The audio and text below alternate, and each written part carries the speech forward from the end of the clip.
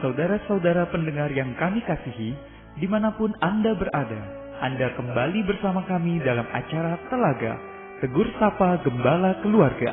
Acara ini diselenggarakan oleh Lembaga Bina Keluarga Kristen atau LBKK bekerja sama dengan radio kesayangan Anda ini. Saya Hendra akan berbincang-bincang dengan Bapak Penginjil Sindunata Kurniawan Magister Konseling. Beliau adalah seorang pakar dalam bidang konseling keluarga. Perbincangan kami kali ini tentang cinta pandangan pertama. Kami percaya acara ini pasti bermanfaat bagi kita sekalian. Dan dari studio kami mengucapkan selamat mengikuti. Pak Sindu, cinta pandangan pertama sering menjadi daya tarik dan dipercaya memiliki kuasa tersendiri. Sampai-sampai muncul puisi, lagu, dan sinetron-sinetron yang menampilkan indah dan menariknya cinta pandangan pertama. Apa yang terjadi sesungguhnya dengan cinta pandangan pertama itu, Pak Sindu? Pak Hendra, saat yang lalu kita telah membahas segitiga cinta yang menjelaskan adanya 7 jenis hubungan. Dari ke-7 jenis hubungan tersebut, cinta pandangan pertama merupakan kategori tergila-gila atau cinta nafsu, atau dalam bahasa Inggrisnya infatuation, yakni jenis hubungan yang hanya memiliki nafsu saja, yakni hubungan yang digerakkan oleh ketertarikan yang bersifat lahiriah dan disuasanai kuat oleh gairah seksual. Keintiman emosional dan komitmen tidak ada atau belum ada saat itu. Nah, Pak Sindu mengingat mungkin saja ada di antara pendengar yang belum sempat menyimak pembahasan cinta segitiga yang lalu. Mungkin Pak Sindu dapat mengulasnya kembali secara singkat, Pak? Baik, Pak Hendra. Jadi segitiga cinta adalah sebuah model, sebuah cara menjelaskan yang menggambarkan bahwa cinta itu memiliki 3 komponen dasar, yakni keintiman, nafsu, dan komitmen.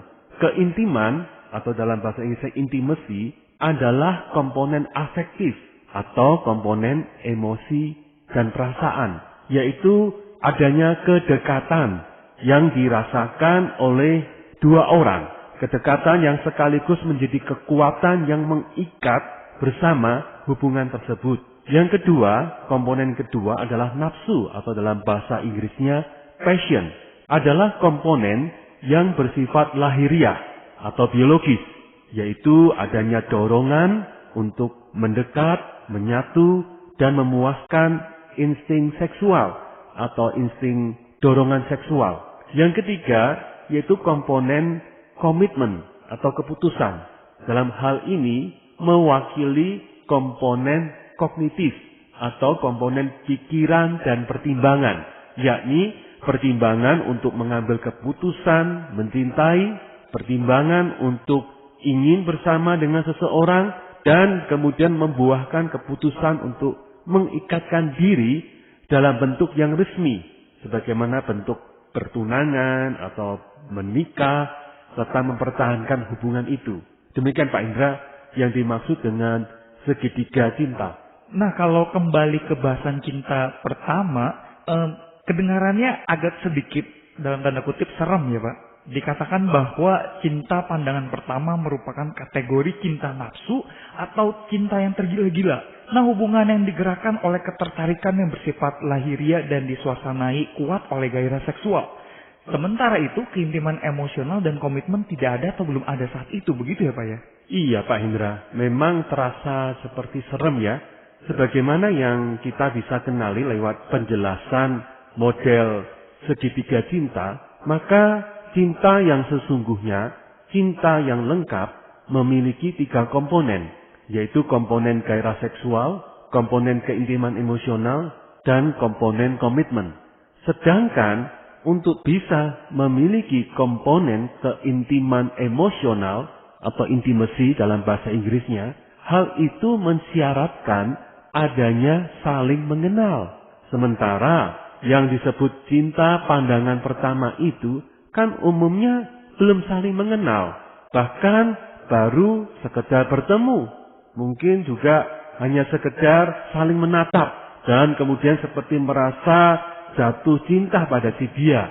Jadi perkenalan saja kadang belum terjadi, apalagi berteman dan mengenal lebih dekat sebagai landasan terciptanya keintiman emosional Dengan demikian bisa kita simpulkan bahwa memang dalam cinta pandangan pertama sama sekali tidak ada atau belum ada komponen keintiman emosional sama sekali.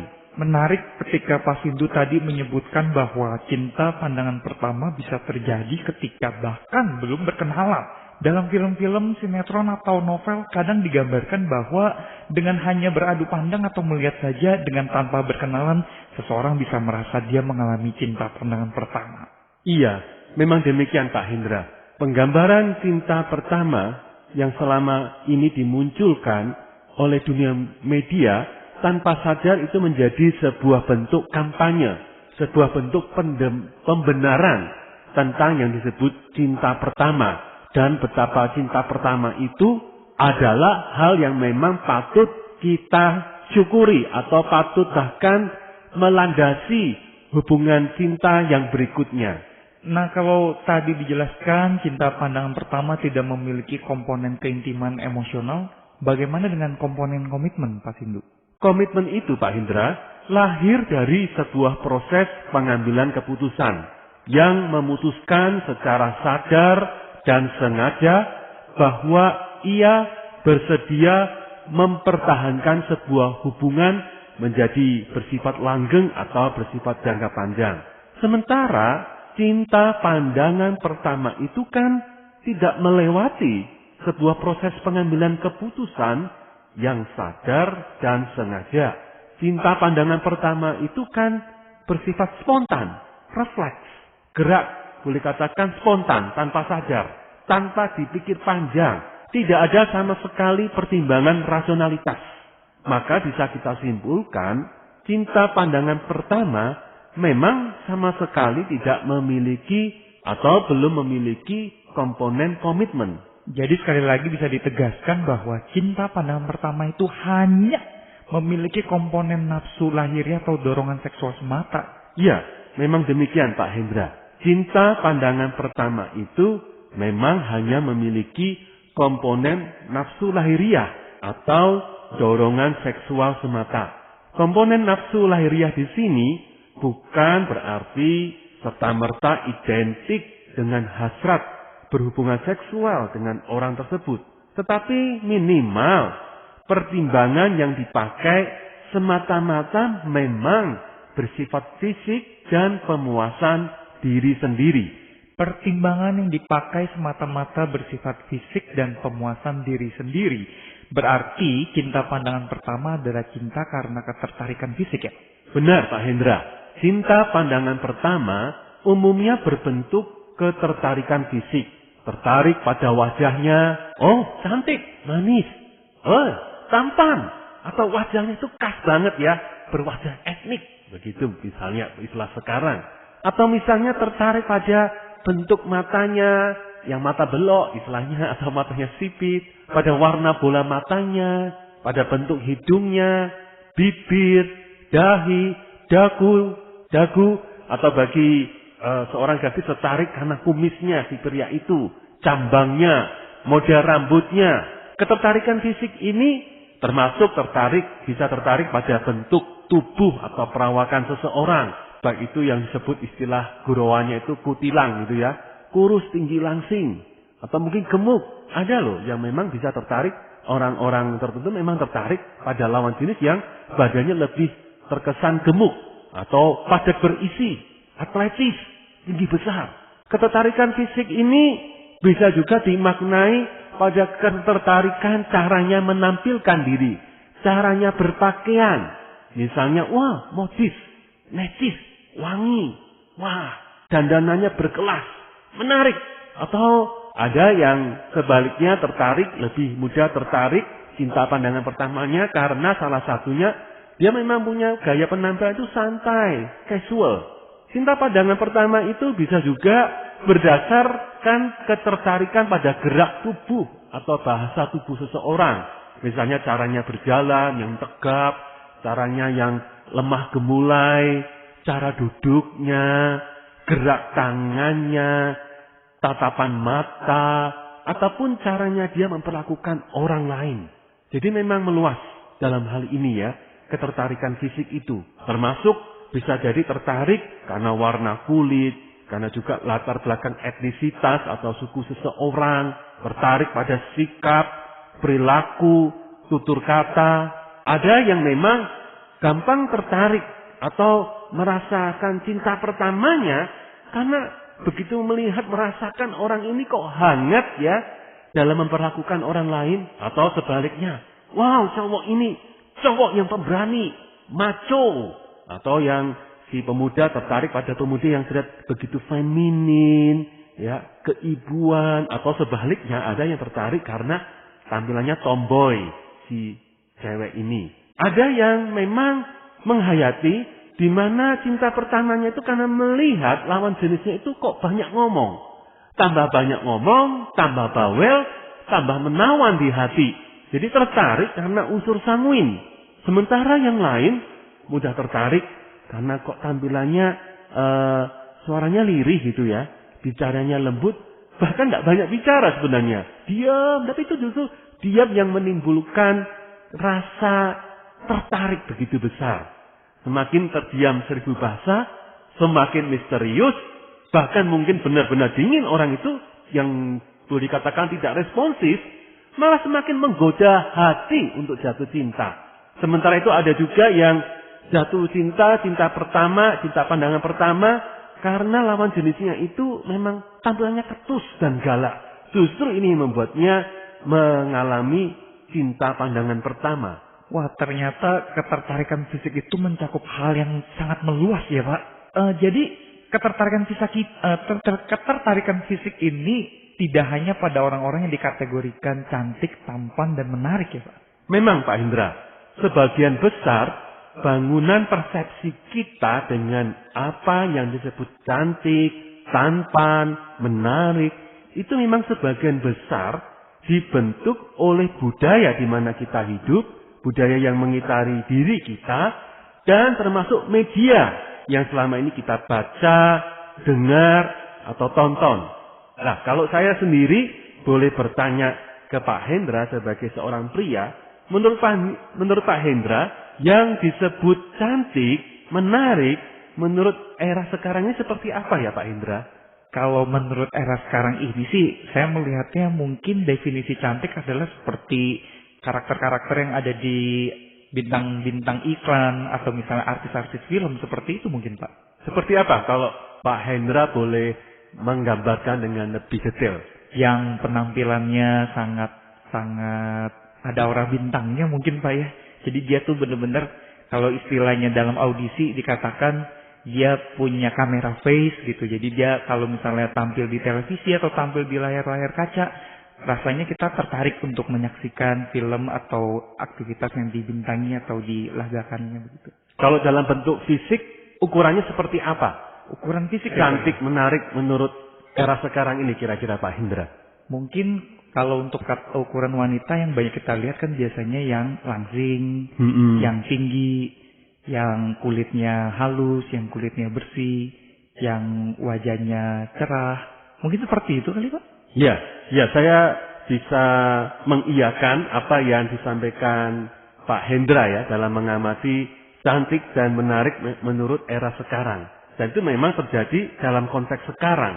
Sementara Pak Hendra, kalau kita menyaksikan, melihat dokumentasi katakan di tahun 1950-an dalam masyarakat dunia barat, yang disebut cantik saat itu justru bukan yang kurus, yang langsing, tapi justru yang postur tubuhnya dianggap padat berisi.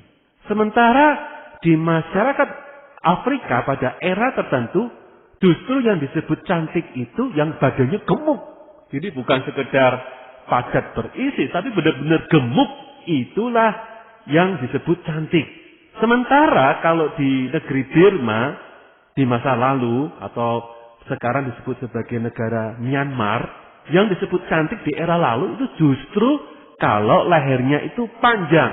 Maka di era sekian puluh tahun yang lalu, gadis-gadis Burma pada masa lalu suka memperpanjang lehernya dengan gelang-gelang yang semakin bertambah dan membuat lehernya bertambah panjang melampaui ukuran normal. leher orang-orang lain.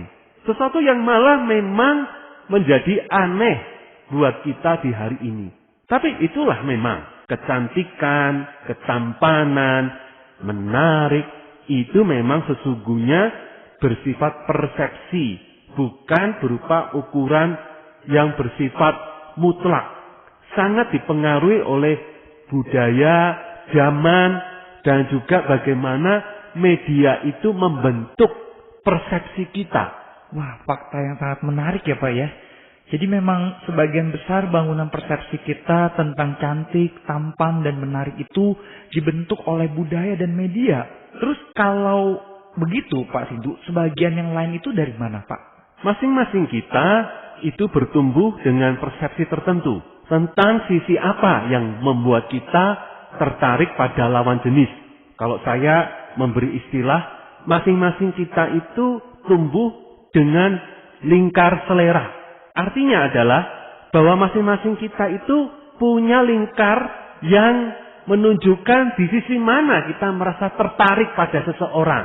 Orang lain bisa mengatakan, media mengatakan, ini loh yang cantik, ini loh yang tampan, ini loh yang menarik. Tapi kita bisa memang memiliki persepsi yang berbeda. Masing-masing kita memiliki lingkar selera yang bisa berbeda satu sama lain. Termasuk berbeda dengan apa yang dibentuk oleh budaya dan media kita. Jadi, bagi kebanyakan orang, penampilannya biasa aja. Ganteng ya nggak ganteng lah. Cantik juga enggak. Tapi, ada bagian tertentu dari diri seseorang ini yang bisa menarik perhatian bagi orang lain. Dan terasa, cantik dia ini. Ya, dia tampan. Dia menarik. Mungkin senyumnya, mungkin caranya berjalan, warna suaranya, caranya bicara. Dan sisi yang menarik ini bisa berasal dari kemiripan dalam sisi yang sama dengan orang-orang yang pernah dekat dengan kita. Atau dengan orang-orang yang kita kagumi. Dan yang sisi yang menarik ini memang tidak selalu bersifat positif. Tapi bisa juga ketertarikan itu justru pada hal-hal yang bersifat negatif. Misalnya, seseorang tertarik pada wanita yang menampilkan gaya tertentu yang sesungguhnya itu sudah menunjukkan dia itu punya potensi menjadi wanita yang tidak setia dalam pernikahan. Tapi si pria ini justru tertarik pada wanita yang berpotensi untuk tidak setia pada pernikahan.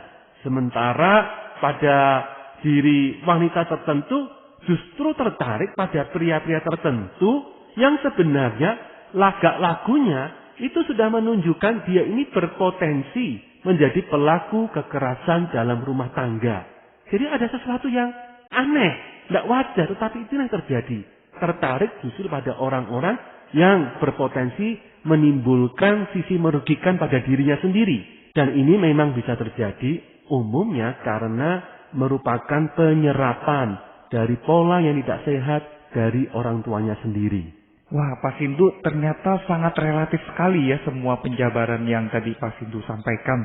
Kalau begitu halnya Pak Sindu, cinta pandangan pertama yang hanya memiliki komponen nafsu lahiriah atau dorongan seksual semata itu, hal ini kan mengandung bahaya yang bisa berupa mengarah pada hasrat berhubungan seksual dengan orang tersebut. Tapi yang ingin saya simpulkan, sepertinya semua ini minimal berasal dari pertimbangan yang dipakai semata-mata bersifat fisik dan pemuasan diri sendiri. Jadi cinta pertama itu bersifat egois ya Pak Sindu? Ya Pak Hendra, cinta pandangan pertama memang sangat berpusat pada diri kita sendiri. Hal-hal yang baik dan yang menyenangkan bagi diri kita sendiri, hal-hal yang memuaskan impian dan hasrat kita lah yang semata-mata menjadi dasar cinta pandangan pertama. Termasuk hal-hal yang mempermudah hidup kita. Dalam arti yang lebih utuh, memang sesungguhnya cinta pandangan pertama bukanlah cinta yang sesungguhnya. Melainkan nafsu, dorongan untuk memuaskan diri sendiri. Di mana sebenarnya tidak berpijak pada kenyataan yang sesungguhnya dari orang yang kita anggap menarik itu. Tetapi cinta pandangan pertama itu kita bangun berdasarkan gambaran yang serba ideal, serba indah, serba menarik, dan termasuk serta memuaskan diri kita sendiri. Yang sesungguhnya itu memang bukan kenyataan, bukan realitas, tetapi sebenarnya fantasi kita. Maka bisa dikatakan secara ironis, cinta pandangan pertama adalah cinta pada cinta itu sendiri, bukan cinta pada pribadi orang yang kita anggap menarik tadi. Maksudnya cinta pada cinta, Pak? Jadi maksudnya cinta pandangan pertama bukan berpijak pada pengenalan yang utuh atau apa adanya tentang seseorang yang kita anggap cintai. Cinta pandangan pertama hanya berangkat dari naluri dan insting yang kita anggap ideal dan baik untuk diri kita sendiri. Padahal cinta yang sesungguhnya membutuhkan saling mengenal dan saling memberi. Cinta yang sesungguhnya memiliki unsur di mana kita perlu berkorban, kita perlu bertoleransi. Dan memang itu berarti tidak sepenuhnya harapan dan impian kita tentang pasangan hidup itu bisa terpenuhi. Sementara yang menjadi subjek atau pusat perhatian cinta pandangan pertama itu memang bukan orang lain. Karena yang terjadi, kita kan sesungguhnya belum mengenal orang tersebut. Sehingga yang menjadi subjek atau pusat perhatian kita saat mengalami cinta pandangan pertama, sesungguhnya adalah justru perasaan bergairah itu sendiri. Sensasi, nafsu, fantasi kita tentang cinta. Maka tak heran ketika seseorang menjalin hubungan hanya semata-mata berdasarkan cinta pandangan pertama, maka akan berujung pada kekecewaan dan rasa putus asa karena mengalami putus hubungan dengan alasan, kita kan sudah tidak ada kecocokan, kami kan sudah tidak ada perasaan cinta. Dalam hal ini bisa juga dalam bentuk lain, ketika hubungan pacarannya sudah mulai terasa tidak menggairahkan lagi, istilahnya tidak bikin lagi gerem, tiba-tiba ia sudah menjalin hubungan dengan lawan jenis yang lain. Mulai berpaling ke hati yang lain, berpaling ke orang lain. Memang mudah berpaling, mudah bercabang hati. Karena sekali lagi, yang ia cintai adalah cinta itu sendiri, bukan seseorang. Maka tepatlah kalau dalam bahasa Indonesia disebut sebagai cinta nafsu atau tergila-gila. Memang berada dalam situasi yang kurang waras. Karena pergerakan, tindakannya itu tanpa pertimbangan yang rasional dan bertanggung jawab. Kesimpulannya Pak Sindu, apakah yang perlu kita lakukan ketika kita mengalami gejala atau fenomena cinta pandangan pertama ini, Pak? Pertama, Pak Hendra, kita bisa berkata pada diri sendiri, saya bukan sedang jatuh cinta pada seseorang. Tapi kita bisa katakan pada diri kita sendiri, saya sedang tertarik, saya sedang terpesona, saya sedang kagum. Dan itu berangkat dari fantasi saya tentang dia, bukan realitas kenyataan dia apa adanya. Jadi dengan pernyataan yang pertama ini menolong kita untuk tidak mengagung-agungkan cinta pandangan pertama. Karena sesungguhnya ini bukan cinta, tetapi sesungguhnya hanyalah nafsu, ketertarikan berdasarkan hal yang memang bersifat fantasi, imajinasi kita, di mana kita belum sungguh-sungguh mengenal orang itu apa adanya. Yang kedua, yang perlu kita lakukan ketika mengalami gejala cinta pandangan pertama adalah demikian. Bagi yang sudah berpasangan, apalagi sudah menikah, tentu sepatutnya tidak menindaklanjuti ketertarikan itu. Karena bisa berujung pada perselingkuhan. Minimal perselingkuhan di dalam pikiran kita. Sementara bagi yang belum berpasangan atau belum menikah, jika orang yang kita tertarik itu memang masih lajang atau bujangan, kita bisa mempertimbangkan sejauh mana kita perlu menjajaki untuk berkenalan dan mengenalnya, supaya pengenalan kita makin membumi dan tidak terjebak pada fantasi kita. Atau kita juga bisa memilih untuk mengabaikan perasaan cinta pandangan pertama itu. Karena mungkin bagi kita, dia memang kurang bisa kita jangkau. Dia memang kurang sesuai dengan kriteria sesungguhnya tentang calon pasangan hidup yang kita idam-idamkan. Terakhir Pak Sindu, apa pesan firman Tuhan terkait dengan topik kita ini? Baik Pak Hendra, saya akan bacakan dari surat Yakobus pasal yang ketiga ayat 13-16. Siapakah di antara kamu yang bijak dan berbudi? Baiklah ia dengan cara hidup yang baik, menyatakan perbuatannya oleh hikmat yang lahir dari kelemah lembutan. Jika kamu menaruh perasaan iri hati dan kamu mementingkan diri sendiri, janganlah kamu memegahkan diri. Janganlah berdusta melawan kebenaran. Itu bukanlah hikmat yang datang dari atas, tetapi dari dunia, dari nafsu manusia, dari setan-setan. Sebab di mana ada iri hati dan mementingkan diri sendiri, di situ ada kekacauan dan segala macam perbuatan jahat. Dari beberapa bagian ayat firman Tuhan ini, kita bisa menarik satu pelajaran bahwa penting bagi kita untuk tidak mengambil keputusan, bertindak karena berdasarkan pertimbangan kepentingan diri sendiri semata. Di mana kita hanya bergerak untuk mementingkan diri sendiri, tidak mempertimbangkan dalam kita mengenal orang lain, berkorban untuk orang lain. Di sanalah ada ancaman terjadinya kekacauan dan segala macam perbuatan jahat. Maka kalau kita kembali kaitkan dengan cinta pandangan pertama itu sesungguhnya cinta yang berangkat dari mementingkan diri sendiri. Ini tidak bisa kita jadikan dasar bagi hubungan yang sejati.